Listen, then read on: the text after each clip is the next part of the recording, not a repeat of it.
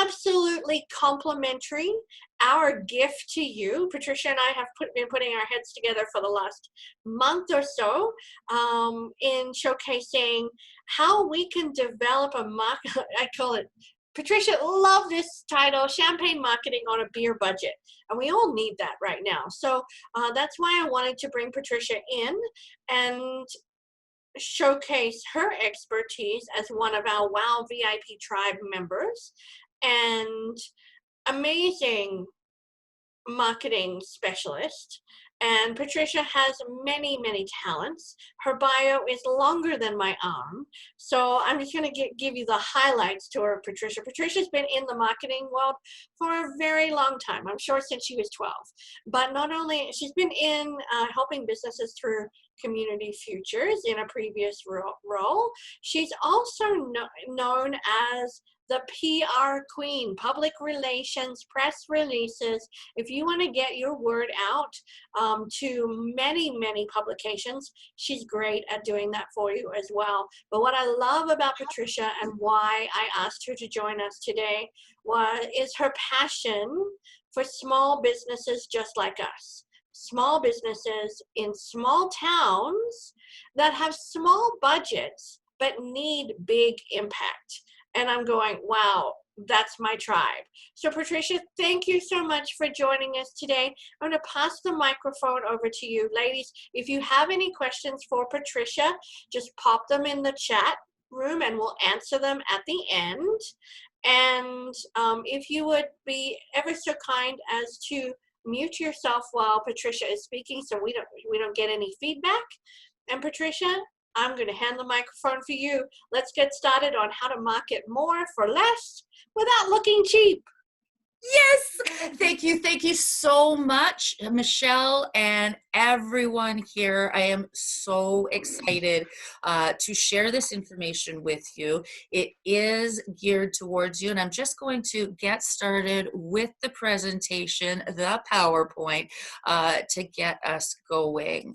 So this is marketing more for less without looking cheap.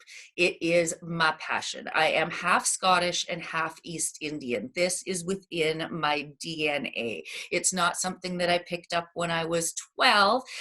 It is something, but I did start actually teaching other people how to use computers when I was 12, which is a side topic altogether. What this is all about is what I like to call champagne. And oh, let me just hit this. Aha, there we go. Champagne marketing on a beer budget. That is really what it is all about. That's what I call it. But it is really actually champagne marketing on a champagne budget, as we will dive into, because I just want you to put it in your head how much is actually spent on the marketing of beer in the average year, as opposed to what is spent on champagne marketing in the average year. And we really want to do champagne marketing in a champagne style. Now, just to do a little bit of housekeeping before we dive in, the presentation is designed to last about 60 minutes. If you have any other programs open, it's a good time to hit the X on those. You can go back to them later, but it helps save on the data as you go through, and that will help prevent the room from freezing and from the sound from freezing and those sorts of things. If the room does freeze, generally speaking, the easiest thing to do is to sign out of the room and sign back in. Now, this is being recorded, so if you do get booted out and you can't get back in, it will be recorded and you will receive the link, and it'll be going into the VIP area of the WOW group so that you can access it later.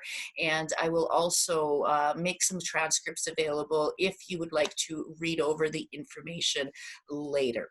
Now, I do like to make this rather interactive, as possible, so I can give you information that actually is relevant to your business and what you are spending on. So feel free to use the chat area. I will have different opportunities throughout this presentation for you to provide me feedback so I can go in the direction that you need me to go in to help your business. Now, just to let you know, so it's not a surprise, there are some amazing offers at the end of the presentation, but not until I have provided you with tons and tons of value. Just like the monster at the end of this book, I guarantee you will not be scared by the time we get to the end of this presentation.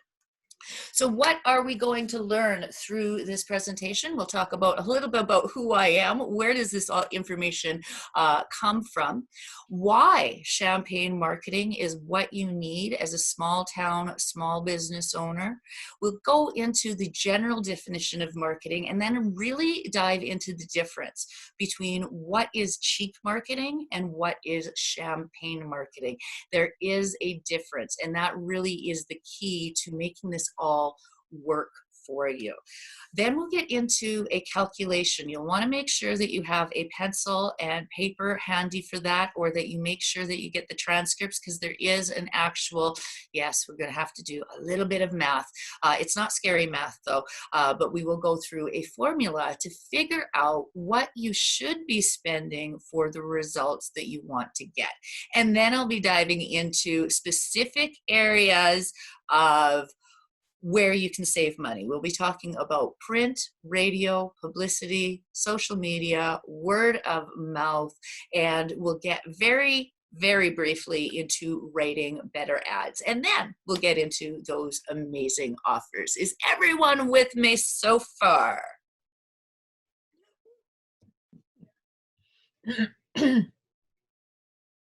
Awesome. Looks like everybody is with me. I'm not really seeing the chat. Let me see if I can pull that out. Nobody's talking to me yet? Oh dear. Okay, can everybody see the screen before we move on? And I keep on nattering to myself. I would love to see if anybody is, everybody's keeping up there. We now have 14 people in the room. Good.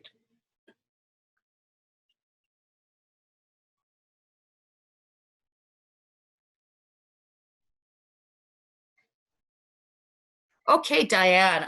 Yes, good. Okay, perfect. So a little bit about me, as I said in the introduction, I'm going to start there. I began my work at home journey back in 1997. And if you're good at math, you'll realize that was 23 years ago. I started first as a home child care provider, providing child care within my home. And that's where I first discovered how amazing publicity could be. Because what happened was there was an article in the newspaper. A child had walked away from a childcare center in the town I was living in. The city I was living in. I was living in Edmonton at the time, and a little child had walked away from a child care center, and there was all this kerfuffle about licensing and this and that and the other thing, and I wrote a letter to the editor. And from that letter to the editor, my clients that were enrolled in my home saw it in the newspaper, and it made them proud, and they shared it all with their friends. And the next time I had an opening in my childcare, it clicked right away. I really didn't have I didn't have to market myself in the same way once that letter to the editor had been out there. And that was when I first inkled in on what publicity could do. Now, what I do these days is I promote unconventional professionals through education, empowerment, and example. And I always say, when I say unconventional professionals, that primarily means small town, small business owners, and those professionals who are in fields where they have a low budget but need to reach as many people as possible.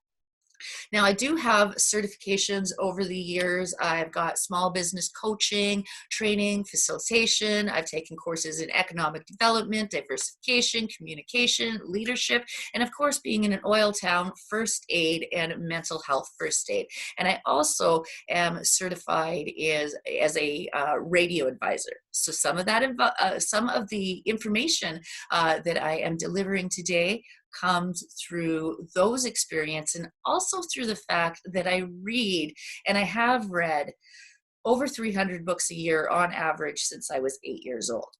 So that's where all this information is coming from. And I like to think that my talent is translating it into plain language that people can understand and apply. And that's really one of my passions.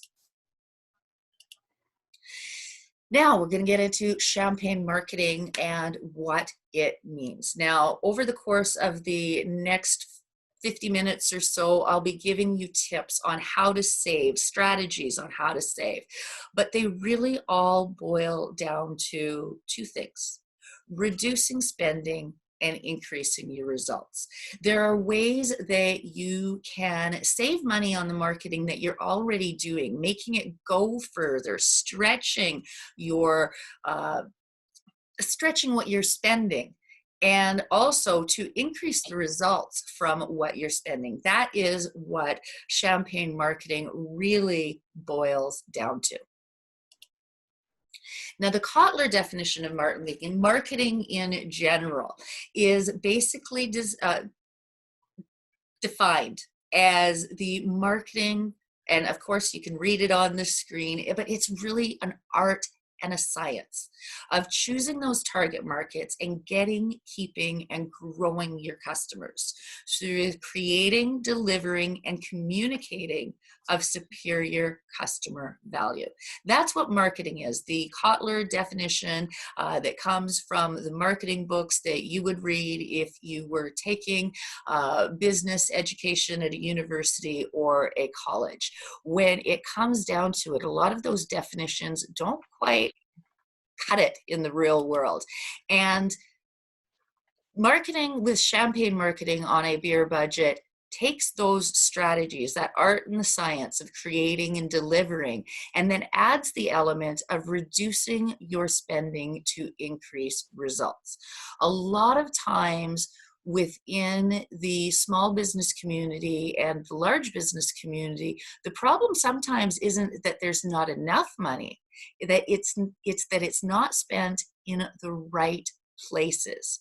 There is an old saying in the advertising world: I know that 50% of the money I spend on advertising is wasted. The problem is I can't figure out which half.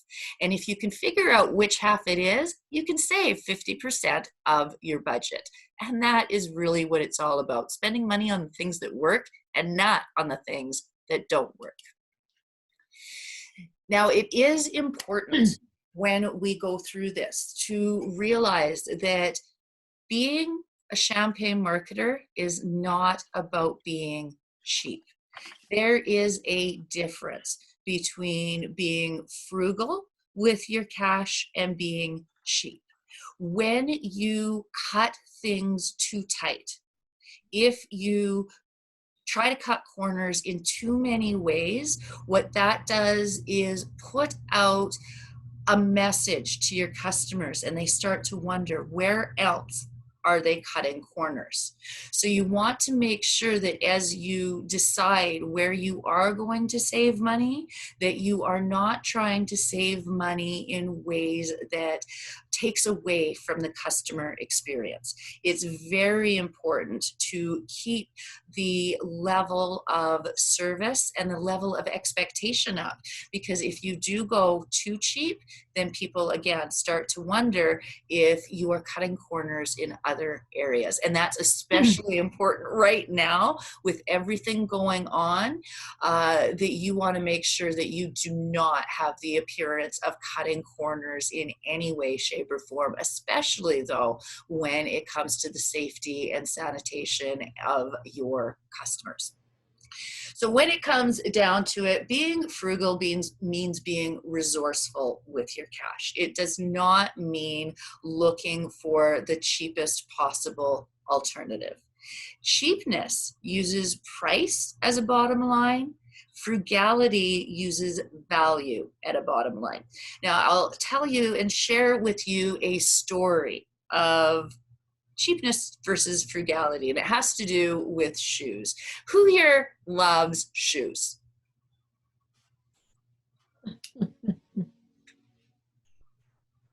Waiting to see if the chat, okay, I'm going to assume that you love shoes, okay? And I'm going to assume that you have in your closet a collection of cheaper shoes and a collection of more expensive shoes. Way back in the dark ages when I was working in a restaurant kitchen, I was literally going through a pair of shoes, of work shoes, every pay period. Sometimes I wouldn't even get from pay period to pay period without breaking through the bottom of the shoes because of the way that I pivot in the kitchen. I was breaking through the bottom of those shoes. I was paying on average $20, $30 every pay period to go and buy these shoes, right? You see now that we do have some love for shoes out there. Okay, so as I was saying, I was going in and I was buying these cheap pair of shoes at I call it the Evil Empire. It's, you know, the local discount place where you can get cheap shoes. Then I happened to be able to win a gift certificate for one of the more expensive stores in town. And I used that gift certificate, added a little bit of my own money, and got myself a pair of good work shoes. Do you want to know how long those work shoes last? They lasted 5 years. So when you take that and compare it to the fact that I was spending $20 to $30 every pay period, that's like how many? So that was like what, over 20 pairs at $20, so over $400 a year, compared to one pair of shoes that lasted for 5 years, that I believe that the price tag on them was in the $200 range. So that is what I'm talking about when we're talking about value versus price. When you go cheap, sometimes you're not always getting the best value. So you want to remember, as we are going through this, as you are thinking of how to apply these saving strategies to your business, that cheap people are driven by saving money regardless of the cost, whereas frugal people are driven by maximizing the total value. And I'd like to suggest that that includes the value of your time. Your time is your most precious commodity and resource. And sometimes spending money to save time is by far your best value. So that's something to keep in mind as we move through the rest of the presentation. Now, one of the most common questions I get is, what should I be spending on my marketing? And that is an impossible question to answer without knowing at least 1,000 different variables, from who your target market is, to how your industry is doing, to 1,000 other things. But I found this formula, and I've found that applying it to nearly any business tends to work. So this is where you want to get out your pen and paper and figure out what it might mean for you. And this will give you a range, and then you can look, am I spending more than this, less than this, and how can I optimize it so that I am within a range that feels comfortable for me, that you are not feeling like you're blowing the budget every time the advertising crew comes in and tries to convince you that you need their marketing. So the basic formula is you want to take your projected sales and multiply them by your markup from your average transaction. Now, in the example on your screen, I took the size of a small specialty store and the average sales per square foot in specialty retail from 2015. So these numbers are 5 years old, but they will give you a general idea. At that point in time, the average sales per square foot in a specialty retail store was $325. Now, your goals will vary depending on what you want your sales to be at. So that would be your projected sales. Say you want to make $100,000 this year. Then you would take that $100,000 and multiply it from the markup of your average transaction. Now, if you are a service-based business, your markup is going to be much lower than for those who have a product-based business who are working in retail. And if you have one of those businesses that combine it, you're going to have a little bit of variable. So this can vary depending on the industry, anywhere between 20 and 90%, depending on what your personal markup is on your average transaction. So you'll need to know that. The average in specialty retail, if you're just looking for an average, was 41.4% for the average gross margin. So 58.6 is the markup in the average transaction. The next part of it is to take 10% of that number. So you take 10% of your projected sales and you multiply it by your markup from the average transaction, and you're going to get a number. Then you're going to take that number and you're going to take away your rent. Because typically speaking, if you have a brick and mortar business, your location is going to be reflective of the rent you pay. If you were located, and I know nobody here is, but if you were located in downtown Toronto or downtown Vancouver, your rent per square foot would be very high. Compared to the average of what you would pay in the typical small town as far as your rent per square foot. Of course, your sales expectations would be much higher in a more urban center. So that's why it's important to have these numbers that are specific to you. So in this case, I just took the average of the Canadian square foot, and yours will vary depending on what yours is. Now, what you do is you take that away from your overall number, and then you'll have the number for what your expectation might be for the year. And you'll do that again using 12% as your 12% as your multiple, and then you will have a range. In this case, it's $13,000 to $16,000 per year, or an average of $1,087 to $1,400 a month.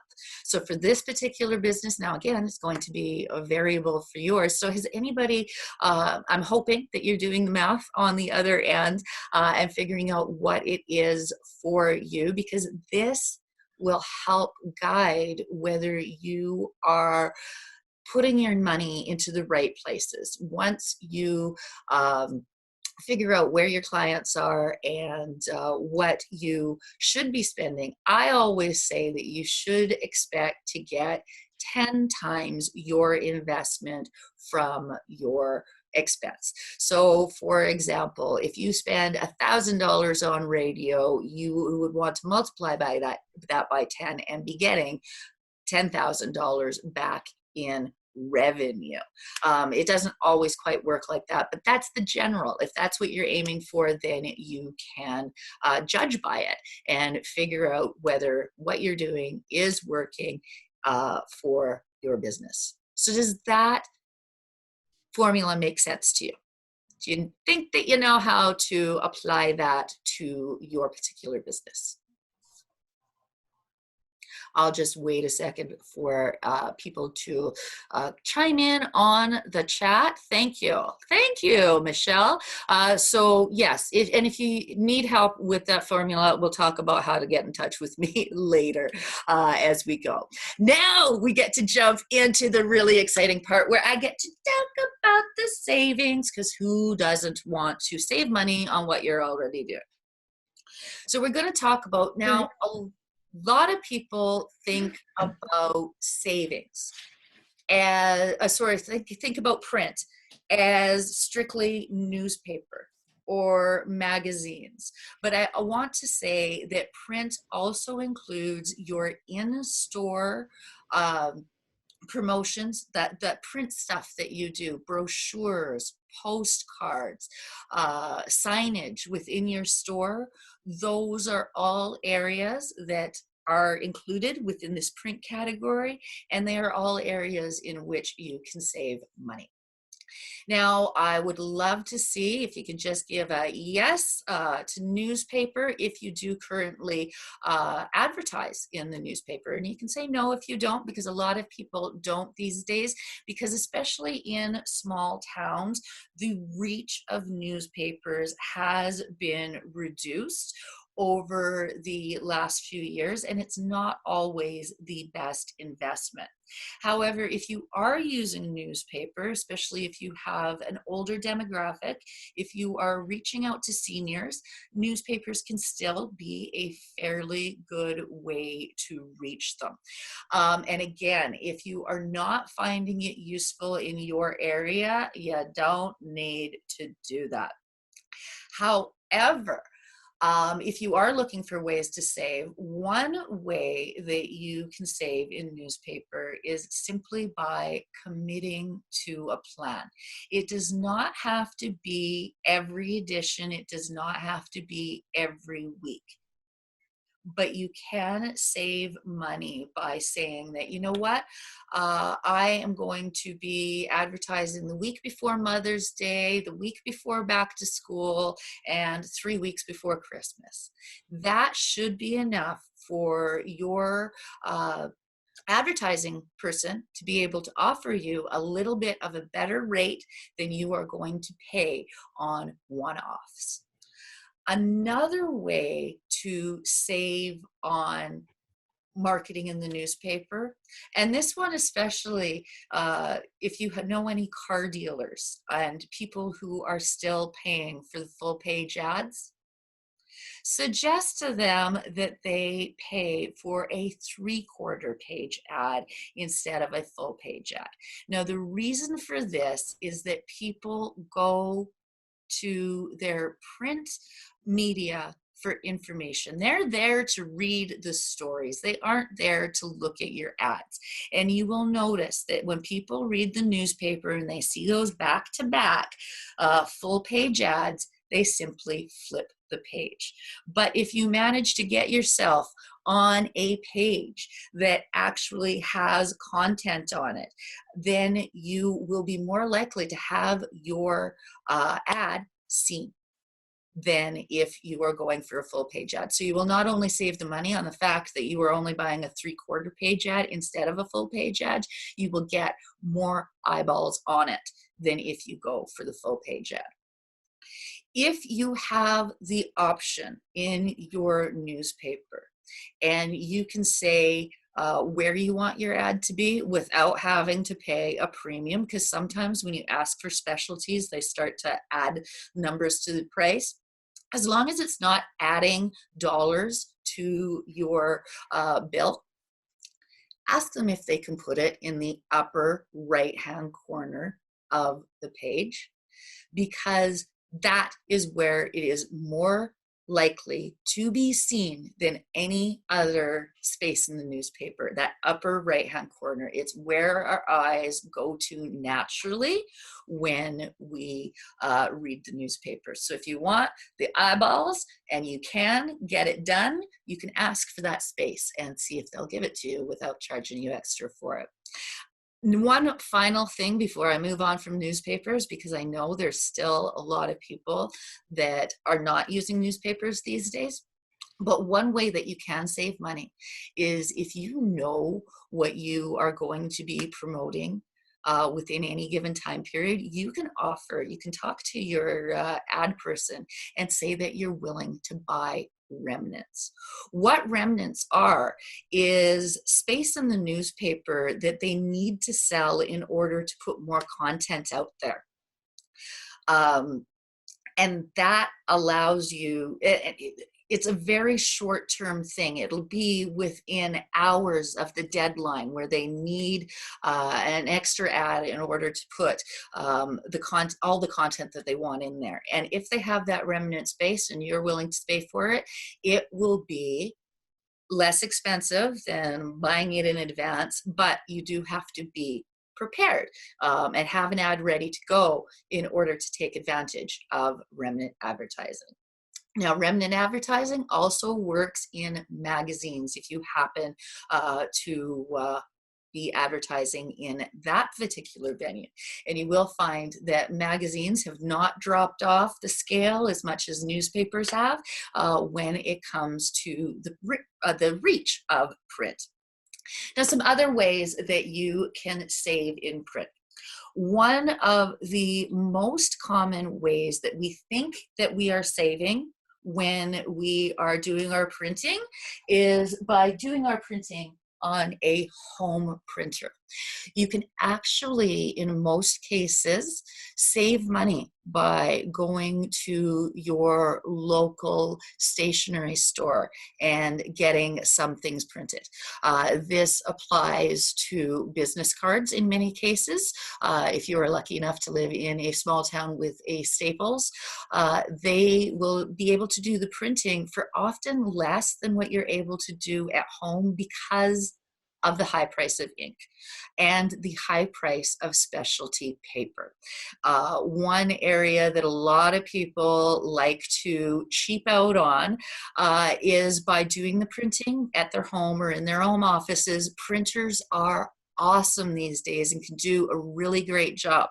But by the time you add in the price of the specialty paper, say you're doing a run of 100 glossy brochures, for example, by the time you buy that specialty paper and the ink that it's going to take to make those, and there will always be at least 10 to 15% that you'll be throwing away because they didn't print properly going through the machine. You will find that you will likely save money using a professional printer as opposed to using your home stuff. And you'll notice that there's a difference in quality too. I know it is quite common to do the business cards on a home printer, but the thing is that going back to that cheap and that looking cheap, it is very difficult to make business cards that are done at home look like anything other than business cards that were done at home. Another way to save money in your printing is to consider printing in black and white on color paper. This will save you money on the print, on the print costs, because it is, and my numbers might be off, but it's like 17 cents to print on a color as opposed to like 3 cents to print black and white. So you can save a lot of money by simply choosing to use, sorry, I got distracted by the chat there. So that can be one way to save money. And I do advise that if you are saving money like that, that you do that primarily for things that aren't being seen by the customers. If there are areas, so one area that I see a waste done in is with memos in the back, where you're putting it on letterhead and sharing it amongst your employees. You could probably save that money by not using the letterhead and just using normal paper. Your employees know who you are and what you're doing, and you don't need to necessarily brand that. So those are some areas that you can save in print. Another way that you can save in print is buying in bulk. It costs more if you're printing in shorter runs. Now, this particular technique only works if you have enough storage space to store where store paper, because paper takes a lot of space. But if you do have space that you can put aside paper, that will save you a great deal of money because you can take advantage of those bulk savings. And I'm just thinking I had one more thing in the print department that I wanted to share, but I can't quite remember it now. So I will move on to direct mail savings.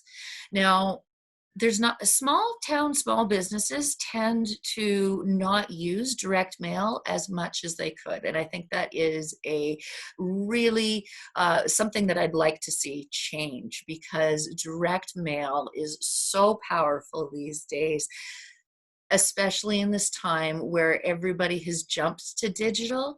A piece of mail can be really touching for the recipient. And so I want that to be a trend that grows. But if you are looking to save money in sending those out in direct mail, there are different programs through Canada Post that you can save money. Simply by registering. You can have to leave it's 10% that you get automatically. And there are also ways that you can target to a specific postal code that you can send things, for example, to the higher end of town, and without, sorry, got distracted there. I really should have turned my messages off before I got started. Where was I? Oh yes, with the direct mail savings, you can send out to a specific postal code within town and save money through bulk mail as opposed to sending with a stamp on it. So there are ways that you can save in that way. And as I said, it is a really powerful tool that we can have in our toolbox. Even thank you cards sent out can increase your impact. The fact is that a thank you card can increase the odds of somebody returning to your business by 60%. That is a really, really powerful reason to begin sending and to keep sending thank you cards because it really does work to expand on that experience. And we all know, as business owners in the world today, the experience is everything. What about postcards? Postcards are amazing. If you are doing a postcard campaign though, I do advise that you budget for 3 runs. Send out similar postcards, have it be a campaign. One-off campaigns tend to not work as well as campaigns where you have a strategy and a funnel, because it takes time for people to react and to do things. I can give a few more details on how to create a effective postcard campaign and perhaps another time. But yes, I love postcards, and they are a great component of direct mail. And so those are just a couple of the ways that you can save in newspaper and in print advertising.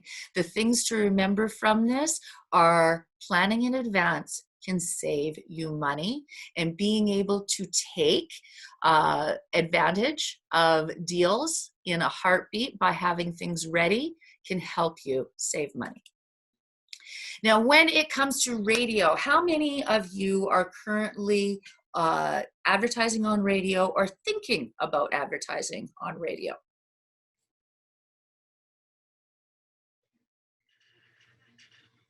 Okay, I'm hearing a few no's, and that makes me so Mhm. sad because radio is an awesome way to market within a small town environment. It is a very powerful way to add on to what you are already doing. I will just, because there doesn't appear to be anybody that is presently using radio, I'll just keep these really short so that if you in the future decide that you're going to jump into radio, that you have a few ideas on how you can save money. Number one is pulsing. That is where you have ads on one week and not the next week, and then have them on again the next week, and then not the next week. Pulsing can save you 50% of your budget. And it works because people don't remember that week that you weren't on. So if you are advertising one week, they don't hear you the next. When they hear you the next time, they won't even remember that you weren't on in that week in between.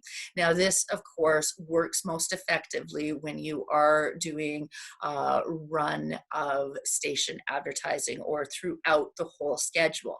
But you don't need to do that. Another way that you can save money in radio, if you have a business that is attractive to those who are, say, driving through in the middle of the night, buying middle of the night advertising is cheaper than doing it run of schedule. And I see that there is a question there about the Alexa Google Home devices. Now, that is voice search marketing, and it is a growing thing within the realm of what we can do as far as marketing, but it's not quite the same thing as terrestrial radio marketing. But there are online radio where you can advertise, and I actually have done commercials for podcasts and so on that you can use for advertising. These particular tips are for terrestrial advertising, but there are ways that you can use. Actually, I was just listening to Spotify the other day, and that is an amazing opportunity for audio advertising, because you can target it much like any other of the search engine advertising options, that you can narrow it down by geographic area and by interests and so on. So it is an area that I'm not sure that you can say that you would save money on it, but it would be very impactful because you can be very targeted in your approach of who you are trying to reach. So I'm just going to skip on now. I've got a few more ways you can save on radio, but since nobody is using it right now, we'll just skip on to some areas that I know that everybody can take advantage of. And the next one is attracting publicity. Now, the beauty of publicity is that you will be able to reach audiences that you can't afford to reach. My clients from, this was a few years ago, but if we had paid, or they had paid for the 2-page full color profile on them in Volleyball magazine. So this is a niche magazine down in the States that appeals to volleyball players and people that are playing on a competitive level down there. Girls specifically were the target of this particular magazine. If they paid for the advertising, those 2-page full color spread profile, it would have cost $6,400 for the same in advertising. But because we had simply sent a press release talking about their new product, they were able to get that coverage for what it cost for me to write the press release and send it out. Now, the beauty of press releases is you don't need somebody like me to write it for you.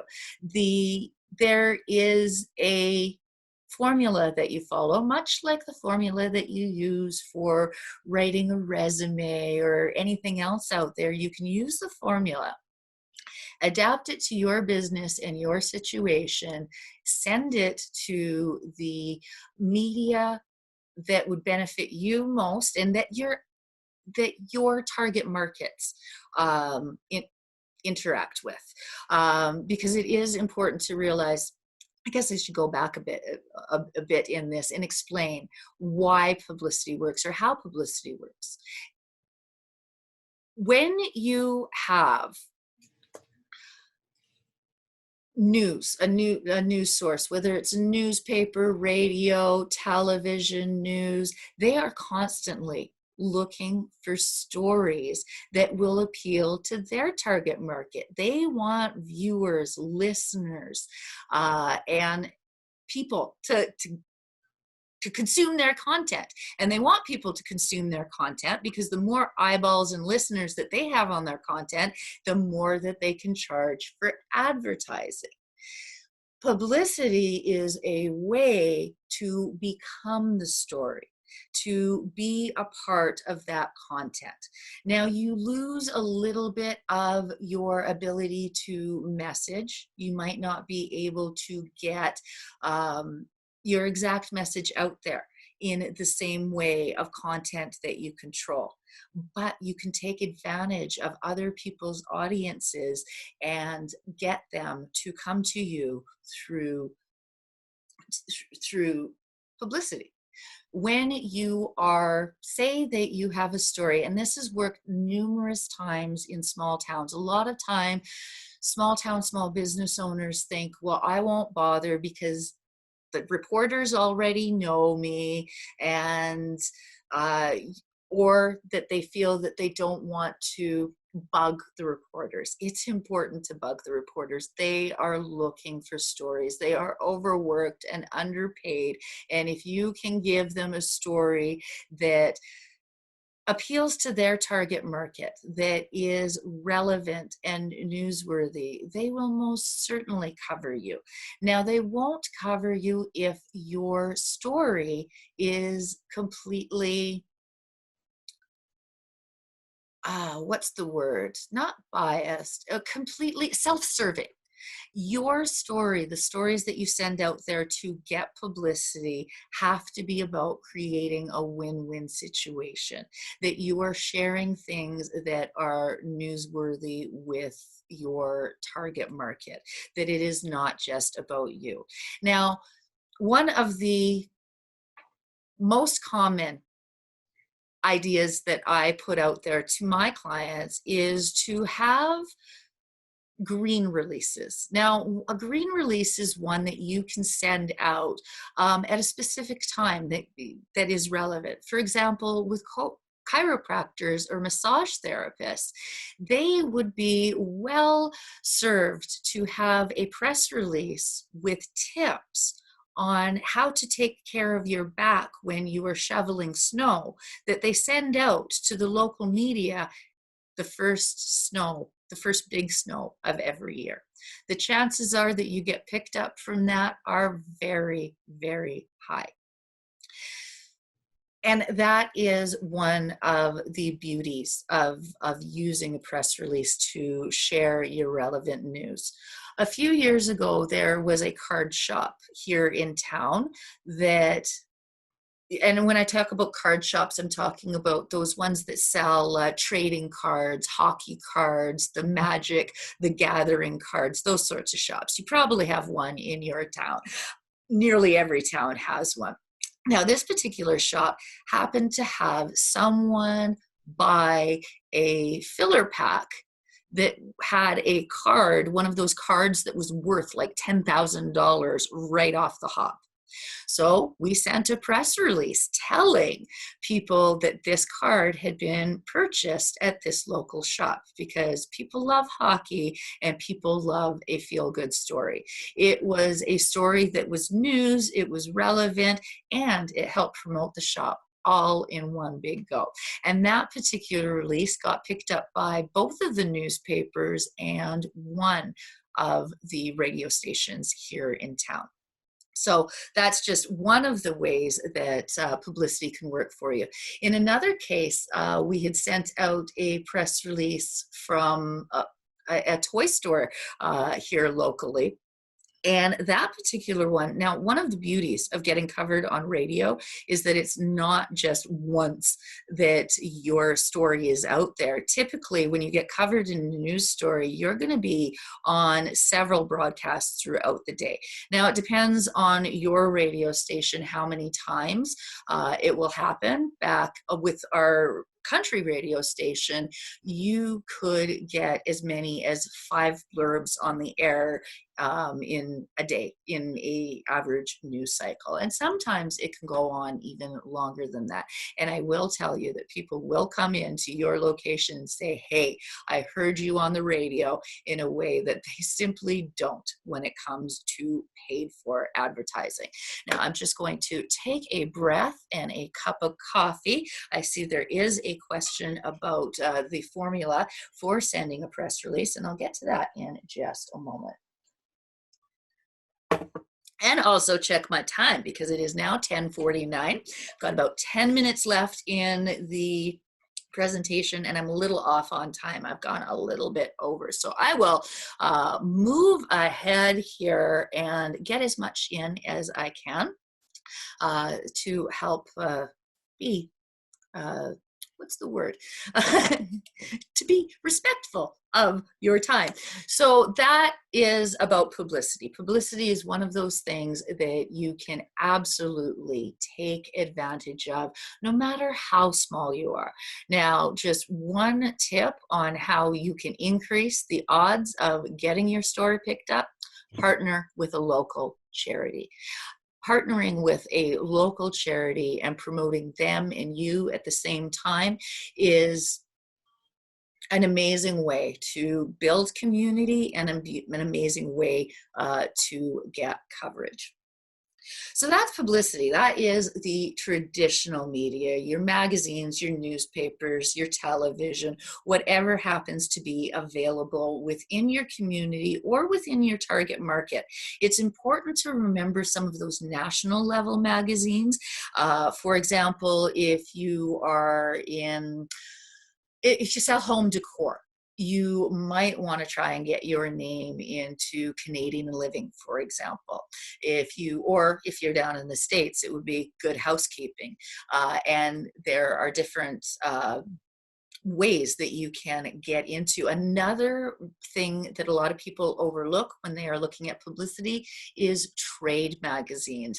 There are magazines for nearly every trade out there, and things like a teacher's magazine, if you happen to have an educational product and get coverage in a teacher's magazine, that can be easier than getting into a mainstream parenting magazine. So remember your target market, and do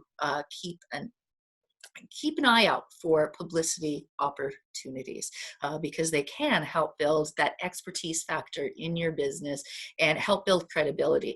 And when you have an ad in the same paper or magazine or whatever it is, it helps amplify that money that you already spent. It helps amplify the message because now they have that element of, oh, this is the same company that I just read about. And it really works wonderfully. Creating buzz on social media.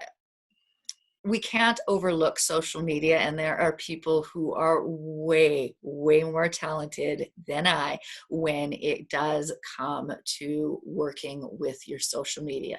The important thing to remember when it comes to champagne marketing on a beer budget and social media is to remember to concentrate on those areas where your target market is.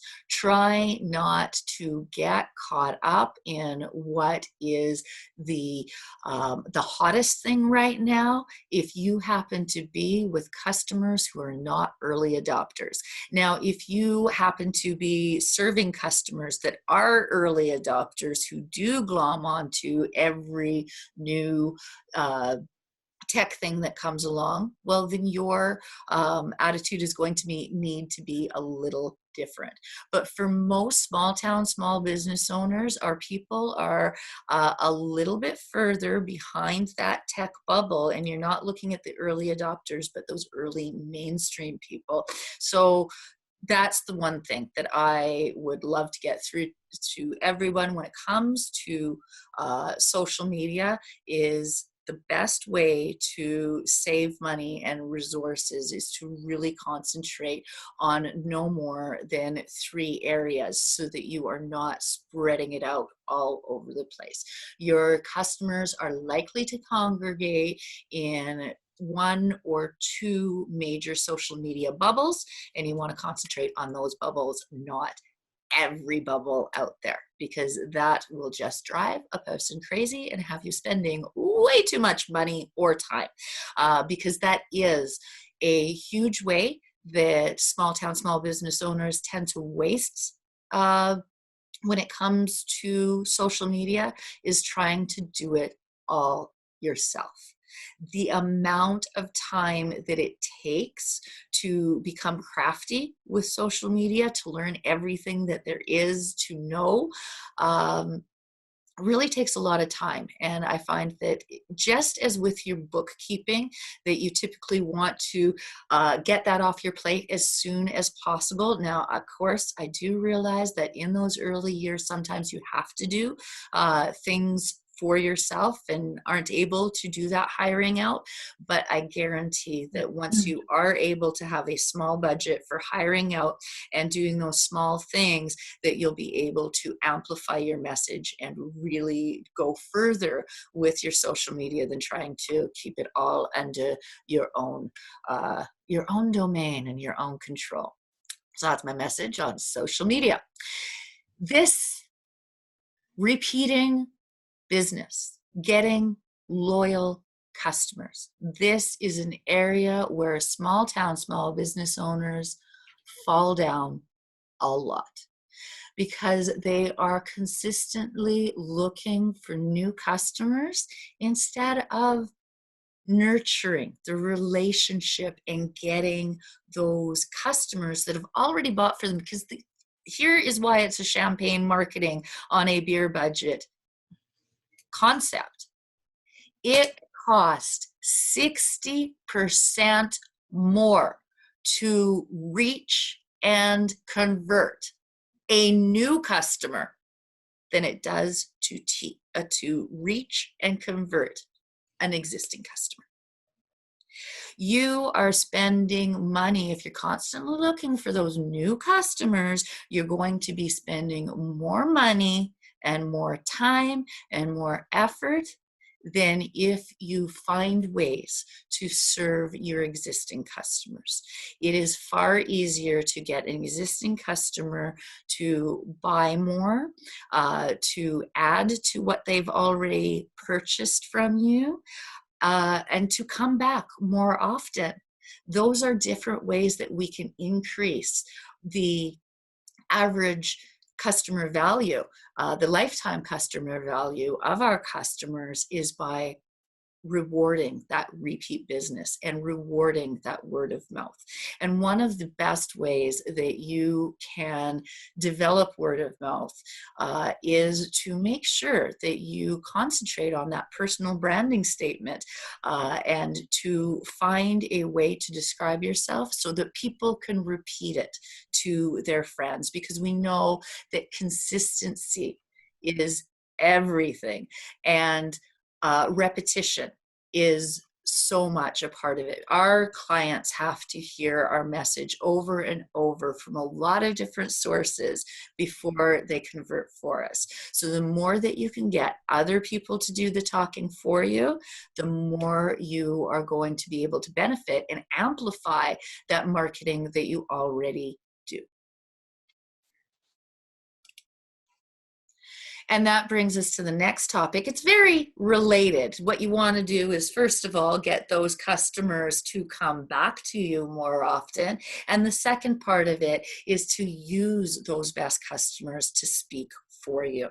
If you're wow, you know that we often talk, Michelle's favorite thing to talk about is those testimonials, and it is truly one of the best bangs for your buck. Even if you have to pay somebody to follow up on those testimonials and get them collected for you, it can be a huge, huge amplifier of your message. The more that you can get your customers to share their experiences, the more it's going to be trusted by the people on the other side. Just as publicity works, because it showcases your expertise, that the journalists have chosen you, so too, using your best customers, these testimonials can also help amplify your message and will really get it out there. So when you are using paid advertising, use those testimonials to help build that message. So here we are at the end of most of my strategies for today. I do have a few more things on writing better ads, but we are at 11 o'clock. So just to let you know that we do have that. So we've covered why champagne marketing, because it helps us save money and increase our results. That is the ultimate reason for using champagne marketing on a beer budget. Now we know now that marketing is the art and science of creating and delivering our experience to our clients. And adding the champagne element is simply a way of reducing our spending and increasing our results. And it is important to remember, of course, that we want to be champagne, not cheap. It is important. Now, one of the things about champagne is that it comes from a very defined region in France. It is one of those things that is truly unique in the world. They have the right to use that, and anything else in the world is just sparkling wine, even if they do it in exact the same way. And that is what you want to accomplish with your business. You want to be the champagne of your business, that thing that is only available through you. That will truly help you to magnify your message and to make sure that it gets out there in a way that resonates with your target market. Now, I'm just going to quickly go through the 5 champagne copy rules, and it will be really fast. So if you need more clarification on these afterwards, feel free to reach out to me, and I will be giving my contact information once we wrap up. Number 1 is to speak to your specific target audience. I've talked about this throughout the presentation about your specific target audience. You really want to make sure you call them out in your marketing. And the reason for this is because the average adult is bombarded with approximately 3,700 marketing messages in an average day, whether it is through the phone, through the billboards, through the signs on the wall. There are over 3,700 messages that we receive in a day, and our brains are really, really smart. We jettison most of it before it even gets past us, because we say that doesn't apply to me, and we ignore it. So you want to make sure that we give our clients the triggers that they should listen up, because this does apply to them. You want to make sure that you are solving a specific problem. Do not throw everything, including the kitchen sink, into your ad. Solve a specific problem and you will get better results. There is a saying that if you try to please everyone, you will end up pleasing no one. If you try to solve all the problems, you will end up solving none of them. So do solve only one specific problem when you are creating your marketing and ads. You'll want to keep it simple. Avoid jargon, empty words, empty promises. You want to keep it succinct and simple, because again, we are being bombarded with 3,700 marketing messages in a day. We don't have time to think about your offer. Keep it simple, and don't use words that we don't understand, or that we have to look up, or that we can only understand if we're part of your tribe or crew. Keep it simple. Keep those words in ways that we can understand them, and you'll be more likely to attract us to your stuff. Don't overwhelm. Again, we are bombarded with information, images, everything, so much, so much, so much. And so you want to stick to one topic, just one topic, product, service, or package, just one option for contact. They will find out more if they are interested. If you provide too much information, they will go elsewhere, or they'll get analysis paralysis and they won't make a decision, and nothing will happen. You want to be moving them forward. You can always reach them again through other means with another ad if this one doesn't happen to help them step through the overwhelm. So do keep it simple and stick to one product. And number 4, ask for the order. Biggest mistake that small business owners make is not asking for the order, not saying how they can buy it or purchase it. Now, I know there's a lot of people that ignore whatever information you put there, and they'll, ask, how do I buy that? Even if you've given them the information, make sure that the reason they're asking is because it's on their end, not on yours. Make sure you ask the order. And that is the champagne marketing copywriting tips, because the reason I put that in there is because you can improve the value, you can improve the impact of your marketing, the marketing that you already do, by writing better ads. If you can convert more people from an ad that you're putting out, that increases and maximizes your marketing. So that's why I put those copywriting tips in there, because it is really important that whatever medium you are using, that you are maximizing its ability to actually work for your customers. And that is the end of it. I am just a little bit late when it comes to this. Thank you for your extra 6 minutes. I am now going to move into the amazing offer that I said that I was going to put into this. And I hope, like Grover, that you did not find this scary at all, and that you'll find this particular offer to be one that really meets your needs. What am I talking about? I am talking about the 30-minute for 30-day champagne marketing on a beer budget program, where I take you through your own business. And in 30 minutes a day, it's just one email, and you do. And actually, Daria is currently in this program, has been since the middle of last month or something along those lines. And she was able to get in on this program. And what it is at the end of it, once you've completed the 30 lessons, is that you have a marketing plan that you can either delegate or execute. Because one of the ways that you can save, or the major way you can save, is through planning. And if you are able to do it in a way, the reason why I did it in 30-minute chunks is because a lot of times we put planning off because it seems so daunting, because it seems like we have so much to do to get to that endpoint that we end up not doing it at all.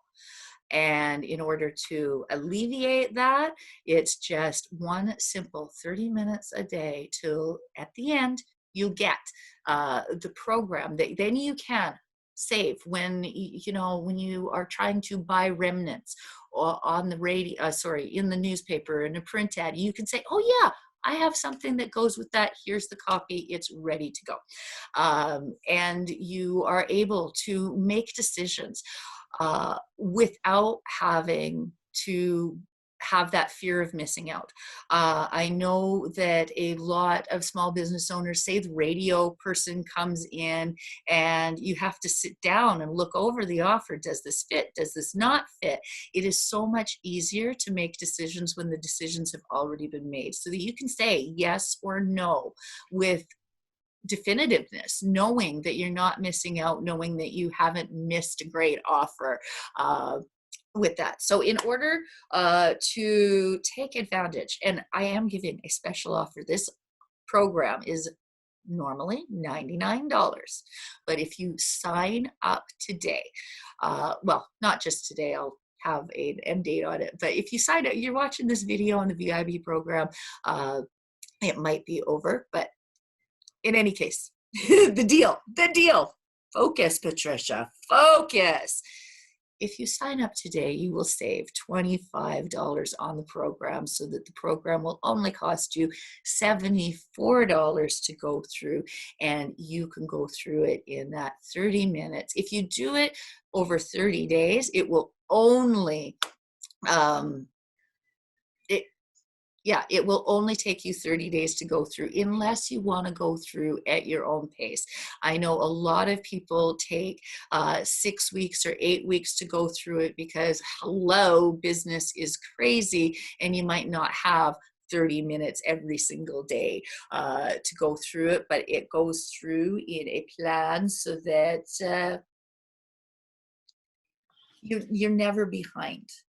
That as long as you work through each of them, that you'll get to the end of it and you'll have a plan that you can either execute or delegate. And I like to, just speak about that execute or delegate, because in a lot of cases, as small business owners, we end up doing a lot of the work ourselves. But there are ways, as I mentioned, like within the social media sphere, where it makes sense to hire out and delegate. But it can be difficult for us to give up that control to someone else until we have a plan in place. So then we end up not hiring anybody because we don't have the plan in place, and that is what this program is designed. And one of the beautiful things that both Daria and Carmen have told me about this program is that it works really nicely with the programs that Michelle teaches, so that you can balance them out and work through, so that you have both the marketing end of things and all of her personal branding, goodness, and credibility all together by working through them. And you can reach that. Oh my goodness, you know what? Now I'm trying to remember the link that I had set aside. Just one more minute, please, and I will get you the proper link so that you can take advantage of this offer. Silly me, it's been one of those days. Why don't I let you guys put any questions in there? I know that we are over the time, but I'm all done now. If you need to leave, you can go, and all of that stuff. Yes, it is a 25% discount, and I'm just looking up because I forgot to, I don't know why I forgot. I'm going to actually take off the sharing now while I look for that link that I created it, but now I absolutely. What we can do, Patricia, is we can send the link to everybody via email after this session as well. So if you're interested in signing up with Patricia, thank you, Daria, for your comments today. That the program that Patricia offers and my credibility campaign program work really well together. I give you the high level strategies and Patricia tells you how to implement them. So I appreciate that. That's wonderful. So when you're thinking about, yes, I know lots of people are busy and have to leave, but check your email today, because Patricia will be sending out that link so you can take advantage of this great offer. If you're already a WOW VIP Tribe member, this recording is going to be posted in our Facebook group and also be made available in the master classes online as well. So if you ever go back to that thing of what did Patrysha say about radio, or what did she say about print, if you're a member, you're always going to have access to the recording as well. And just a heads up, I'm having a small website issue this morning where a membership link is broken. So I'll wait a couple of days and I'll get that fixed up hopefully by the end of the day. If you are not already a VIP tribe member and you would like to join the WOW VIP tribe, I'm going to send you a reminder on Monday. So you can give me the weekend if you don't mind to fix that link. It must be Friday that feels like a Monday. I don't know about you. It is a Friday that feels like a Monday. I'm telling you, normally I am so on top of this, but today I'm not. We love technology. I'm going to blame it on the fact I was offline for 10 days. And That's right. That's right. Oh, full moon Friday. Yes. That's absolutely, it is full moon Friday. That's why the world is going crazy, and all our online links as well. So ladies, check your, please check your email. We will get that link sent out to you before the end of today, so you can take advantage of Patrysha's amazing offer. Patrysha, thank you so much. You gave us such valuable information. We generally just talk about social media.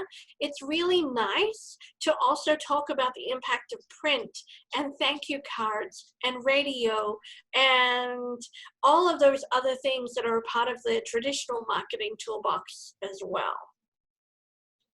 Yes, thank you so much. If anybody does have any questions, I can hang around for another 15 minutes or so to answer any specific questions that you might have, because I do have lots of ideas on saving money. As I said, Scottish, East Indian, DNA, it's just, so if you have other areas that you are currently spending money on, because there are so many tips that I didn't get to drop today. I swear I could talk all day about saving money on different things. Sure. Well, if you are able to stay around, I've got an extra 15 minutes in my pocket too today. So if you'd like to unmute and ask Patrysha any questions, let's stay on the line till 11:30 and make sure that everyone gets the value that they're looking for. So I think Daria had a question. Would you like to unmute and ask your question about postcards? Okay, here I am. So you said, Patrysha, with the postcard campaign, that's a whole separate deal, yes? Yeah, they are, because you want to make sure that you're putting your best practices forward when it comes to postcard campaigns. Now, with postcard campaigns, the things that you have to remember, again, those general copywriting tips that you know that it's going to your proper target audience, that you're not using jargon, that you put the offer in there. And with postcards, it's also very important to put a deadline, because it is so easy for people to, oh, this looks cool, set it down, and it stays in, you know, that zone. That's also why it's important to be repetitive with your campaign. Don't like set a date and have it end deadline, but also have a couple of postcards to remind people of that deadline as it comes up. So that's why you don't want to do a one of, you want to do a series, because what happens with the one of is you're basically wasting money, because you have only got them to the awareness stage. You haven't got them to the conversion stage in most cases. There are exceptions to the rule, but that's why I say that they're a little bit different, but they are very, very effective. But they are a little more expensive. Right. Well, so I had a full Pilates teaching practice, you know, like 15, 20 years ago. And I'm still in contact with some of those people through social media.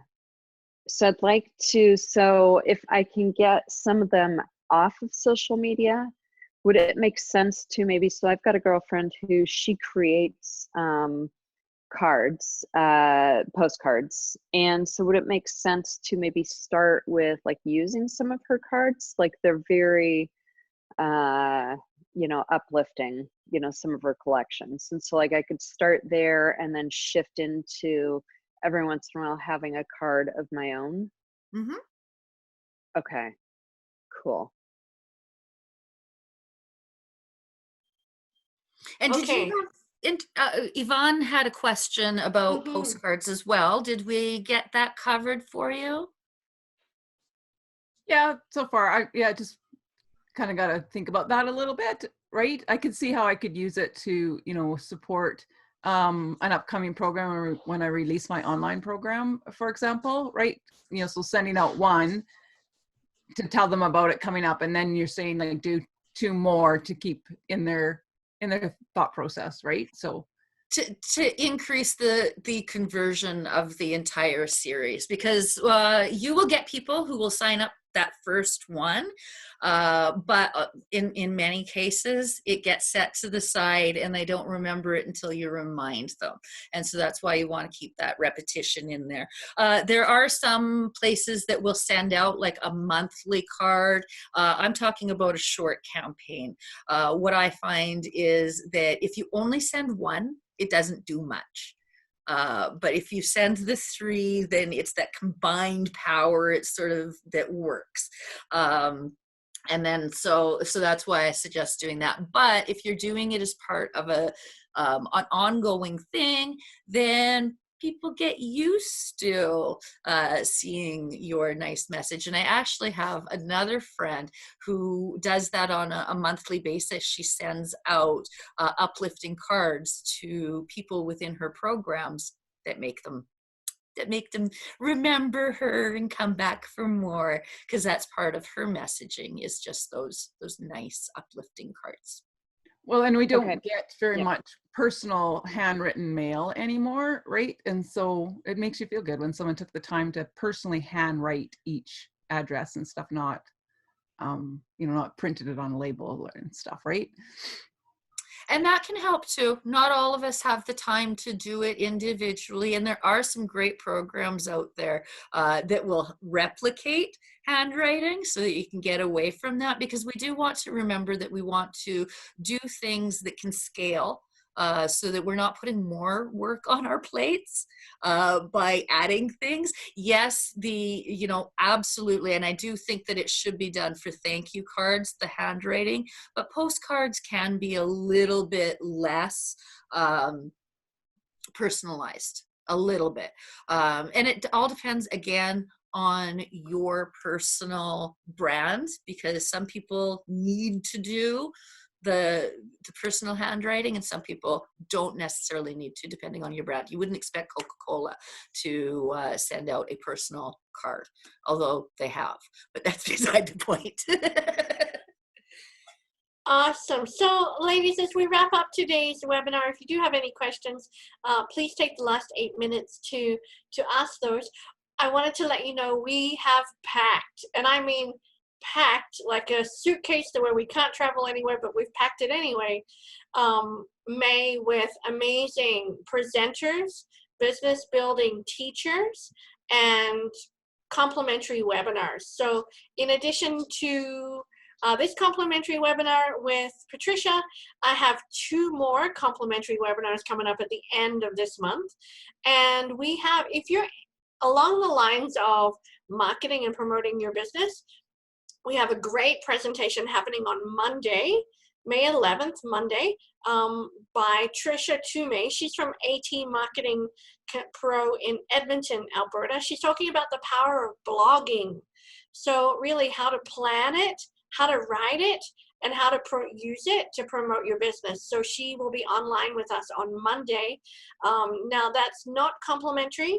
It's a $10 ticket. We're hoping to make sure that we can reward our speakers in those sessions with an honorarium of sorts. So it is a $10 ticket to purchase that. And we are next week on the 13th. Oh my gosh, it went packed. I hardly have time to remember what we're having, but we are having another online meeting or luncheon on the 13th featuring Janine Oliver from Complete Financial Care from Janine. Some of you might have met her online or as part of the WOW VIP tribe. She's also a chapter leader for WOW as well. And she will be teaching us really how to make sense of our finances during this crisis. What do we need? How do we line up the protection that we need? And how do we make sense of the money as we walk through this time of uncertainty together? So 2 amazing offerings next week, one on marketing, one on finances, because we need to know both. Time and money is a real commodity. Awesome. So does anyone have any further questions for Patricia? Dari's always got questions. I can count on you. I can count on you. Michelle, I always have questions. You Patricia, Patricia, Michelle, I guess anyone. So being that a postcard campaign gets expensive, so I'm wondering if I can use it as do something like that as a get in touch with people campaign. So people who are, say, only on LinkedIn. I have clients that are, like they're either only on LinkedIn or they're only on Instagram, they're only on Facebook, but they don't do all 3 or 2 of those even. And then many of them come from, decades of being in the computer world. And so they actually are looking so they don't do as much there. And so I find often when I reach out to them through social media that it's harder to reach them than if I can get their address. And in some cases I have their addresses to just say, hey, I was thinking of you. I'm doing these cool things and this came to mind. Is that chasing after, is that a useful energy focus, or? It can be. It really depends on your customers, the relationship that you've developed with them so far, and so on. And it depends on what you want to do with that information once you get it. Like, are you going to, because you have to think too about whether you are going to be able to utilize the information. See, one of the things that I've seen often is where people go to a trade show, they'll collect all those addresses and everything else, and then and then not follow up with it.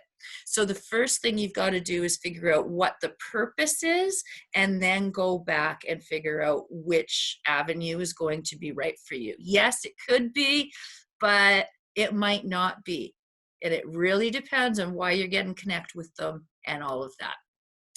So Okay. We are at 4 minutes to 11:30 now. Thank you so much for all your time and energy. And I will get that link. I know that I have it hidden somewhere in here. Exactly what that link is, so that you can get that coupon code, get that $25 off. Join me in the 30-day program so that we can make sure that you can move forward and execute or delegate as the mood hits, as I'll say it as the mood hits, but it's really about making those right decisions for your business. Have an amazing, oh my goodness, I can't believe how many Fridays in isolation has this been. Oh, way too many. But thank you, Patricia, for your amazing, valuable WOW wisdom today. I knew having you come on and share your wisdom with the community was the right thing to do during this time when we're all assessing how we spend our money, how we spend it wisely, how do we direct our energy in the realm of marketing to continue to move forward in growing our businesses. So I really appreciate that you dedicated your time today. And ladies, thank you for dedicating your time as well. I know there are 2 commodities in business, time and money, and you spent time today. And I just want to say thank you and have a wonderful rest of your day. Bye.